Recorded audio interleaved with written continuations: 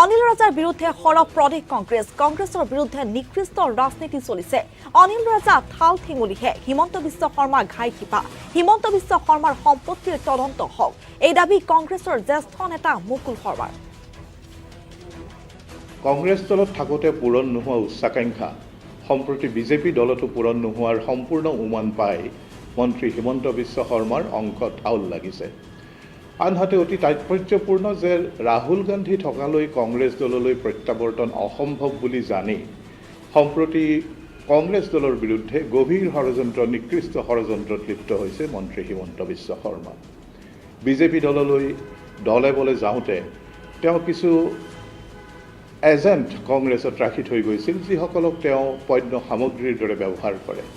ইয়াৰে প্ৰথমগৰাকী পণ্য হিচাপে আৱিৰ্ভাৱ হৈছে অনিল ৰাজা বা অনিল ৰাজাৰ ৰূপত।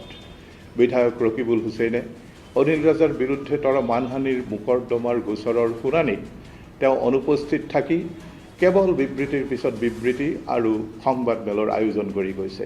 ইয়াৰ উদ্দেশ্য এইটোৱেই যে আদালতত উপস্থিত হ'লেই গোচৰটোৰ মীমাংসা নোহোৱা পৰ্যন্ত বিধায়ক হুছেইনৰ বিৰুদ্ধে যাতে কোনো মন্তব্য কৰিব নোৱাৰে সেই সম্পৰ্কে আদালতৰ পৰা নিৰ্দেশ পোৱাৰ আশংকা। গতিকে ক্ৰমাগত তিনিটাকৈ শুনানিত তেওঁ অনুপস্থিত থাকিব আৰু এই সময়ছোৱাত যিমান পাৰে কুৎসা ৰচনা কৰিব আৰু বাধ্যতামূলক চতুৰ্থটো শুনানিত আদালতত উপস্থিত হৈ সিদিনাখনৰ পৰা মুখ বন্ধ কৰিব।